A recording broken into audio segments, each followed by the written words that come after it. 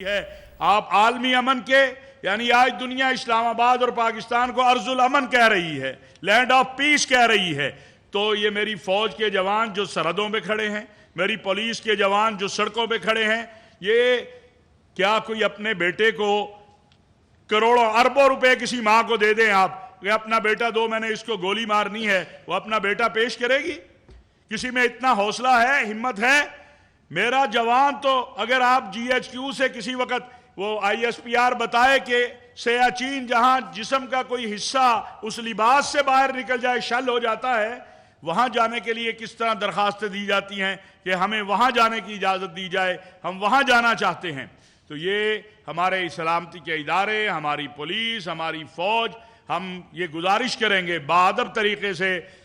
پورے یہ تمام مکاتب فکر کے علماء مشائخ کی طرف سے کہ سیاستدان مہربانی فرمائیں، سیاست میں بھی متشددانہ رویے ختم ہونے چاہیے۔ آپ علماء کو تو کہتے ہیں ہم نے تو کر دیے، سارے بیٹھے ہوئے ہیں، لیکن اپنی سیاست کے لیے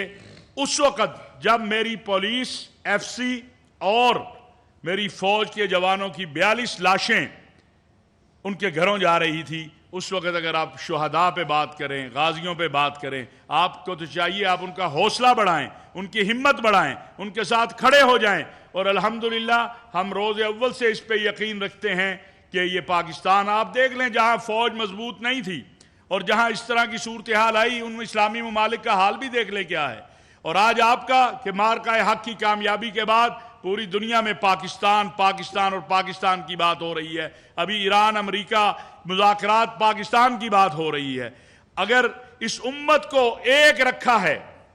میں یہ ذمہ داری کے ساتھ کہہ رہا ہوں، تو وہ آپ کی قیادت نے مسلم عرب دنیا اور ایران کے درمیان تصادم نہیں ہونے دیا۔ آپ کے فیلڈ مارشل، آپ کے وزیر اعظم، آپ کے پریزیڈنٹ، آپ کے علماء، یہ جو وحدت اور اتحاد کا قافلہ ہے، ہم سمجھتے ہیں اور یہ بات کہنا چاہتے ہیں کہ سیاست کے میدان میں سیاست کیجئے، اپنے ملک کے ان بچوں کو، اپنے بیٹوں کو، اس فوج میں کون ہے؟ کوئی بنگلہ دیش سے آیا ہے یا افغانستان سے آیا ہے یا تاجکستان؟ یہ میرے اور آپ کے بھائی اور بیٹے ہیں، یہ میری فوج ہے، ہمیں اس پہ فخر ہے اور ہم اس پر فخر کرتے ہیں۔ اور یہ آج کے اس جو ہے فورم کی طرف سے قومی پیغام امن کمیٹی اور صوبائی پیغام امن کمیٹی کی طرف سے بھی میں یہ گزارش کروں گا اور میں معافی مانگتا ہوں اپنے فوج کے جوانوں سے، میں معافی مانگتا ہوں ان شہداء کی ماؤں سے، میں معافی مانگتا ہوں ان شہداء کے بچوں اور اہل خانہ سے جن کو آنا پڑا کہ وہ آگے کہیں سوشل میڈیا پر کہ ہمارے بچوں کی توہین نہ کرو۔ ہم زندہ ہیں الحمدللہ، ہم ابھی مرے نہیں ہیں، یہ قوم زندہ ہے، کسی کو اپنے شہداء کی توہین نہیں کرنے دے گی۔ میں اس ماں کو جو کل رات کہہ رہی تھی کہ بتاؤ کتنے پیسے چاہیے تمہیں، میں نے بیٹا شہید کروایا ہے، تم بتاؤ میں تمہیں پیسے دیتی ہوں۔ اگر پیسوں سے بیٹے تولے جاتے، یہ پیسوں سے نہیں تولے جاتے، یہ اس بات پر بلیو رکھتے ہیں کہ شہادت ہے مطلوب و مقصود و مومن، نہ مال غنیمت نہ کشور کشائی۔ اور ہمارا یہ یقین ہے، ہم تو ہر نماز میں شہادت کی دعا مانگتے ہیں۔ کون سا مسلمان ہے جو شہید نہیں ہونا چاہتا؟ اصحاب رسول و اہل بیت سے لے کر کل اگر کوئی اٹھ کے کہے گا کہ یہ مولوی صاحب جو ہے یہ تو نماز پڑھاتا ہے، پیسے لیتا ہے، اس کو اجر کس چیز کا ملے؟ اور اگر اللہ قیامت کے دن ہمیں کہہ دے کہ تم تو پیسے لے کے نمازیں پڑھاتے تھے، مدرسے چلاتے تھے، سبق پڑھاتے تھے، نیک کام کرتے تھے، اجر کس چیز کا؟ تو اللہ نے تو بار بار کہا ہے کہ تم یہ کرو گے میں تمہیں اجر دوں گا۔ اور شہیدوں کی قسمیں کھائی گئی ہیں، ان مجاہدین کی جو اسلامی ریاست کی سرحدوں کے محافظ ہیں، ان کے دھول جو اڑتی ہے اس کی قسمیں اللہ نے کھائی ہیں۔ میں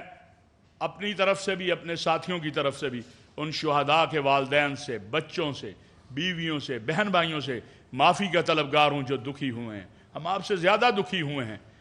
کیسے میں اس کی توہین کروں جو میں سوتا ہوں اور میرے لیے اپنی جان دے کے قربان ہو جاتا ہے؟ اس لیے میں پھر عرض کروں گا کہ اللہ کا واسطہ ہے، اس ملک پر ایک دہشت گردی کی جنگ جو مسلط کرنے کی کوشش ہو رہی ہے، اس میں ہم اپنی ریاست کے ساتھ کھڑے ہوں، ہم اپنی اداروں کے ساتھ کھڑے ہیں، پوری قوم کھڑی ہے۔ فتنہ خوارج کو بھی سب نے پہچان لیا، فتنہ ہندوستان کو بھی پہچان لیا۔ ہم ان کے بالواسطہ، بلا واسطہ، دانستہ یا نادانستہ، میرے یہ چاروں جملے پلیز یاد رکھیے، کسی بھی طور پر ہم ان کے سہولت کار نہ بنیں۔ میں گزارش کروں گا محترم جناب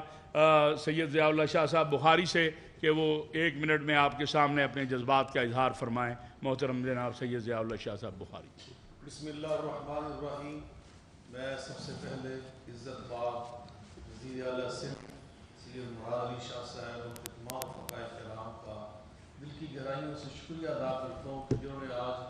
بہت ہی فراخ دلی کے ساتھ اور انتہائی فیاضی کے ساتھ اس ہمارے فورم کا استقبال کیا. اور پھر اس کے بعد میں یہ عرض کرنا چاہتا ہوں کہ ہم جو پیغام لے کر یہاں پہ حاضر ہوئے قومی پیغام امن کمیٹی کی مناسبت سے وہ یقیناً یہی ہے کہ وطن عظیم پاکستان کو اللہ تعالیٰ نے بارکہ حق کے بعد جو شان عطا کی ہے اور اس کا منہ بولتا ثبوت امریکہ اور ایران کی جنگ بندی میں پاکستان میں اتنے بڑے بڑے ملکوں کی امن اور جنگ کے فیصلے کیے گئے. تو میں یہ سمجھتا ہوں اس کے بعد ہمارے اوپر جو جنریشن وار جس انداز سے مسلط کی گئی. مجھے یہاں پر صدر مملکت عزت مآب محترم آصف علی زرداری صاحب کی بصیرت اور فراست کو خراج تحسین پیش کرنا پڑ رہا ہے کہ جو نے بہت سال پہلے قومی مفاہمت کا ہمیں اصول ریاست سکھایا اور آج الحمدللہ ہم محسوس کر رہے ہیں کہ وہی ہم محبت اور اتحاد کا پیغام لے کر پورے ملک میں انشاءاللہ پہنچ رہے ہیں. اور ہم یہ کہنے آئے چودھری اللہ صاحب خدمت میں کہ انشاءاللہ ہم ہر لحاظ سے آپ کے ساتھ کھڑے ہیں. اور جس طرح سندھ کو آپ نے امن کا گہوارہ بنایا مزید اس کے امن کو یقینی بنانے کے لیے ہماری دعائیں دامے دل میں قدمیں سکنے تعاون ہمارا آپ کے ساتھ شامل ہوگا. محترم ڈاکٹر راغب نعیمی صاحب چیئرمین اسلامی نظریاتی کونسل. قومی پیغام امن کمیٹی اور صوبائی پیغام امن کمیٹی پاکستان کے دور عرض میں پیغام پاکستان اور امن کی آواز کو پہنچا رہی ہے اور اس عمل کی کوشش ہے کہ ملک میں آنے والے ایونٹس پیار و محبت کے ساتھ یگانت کے ساتھ اتحاد و بھائی چارے کے ساتھ حقوق پذیر ہوں. اور اس کی بڑی مثال ابھی جو بحران کا مہینہ گزرا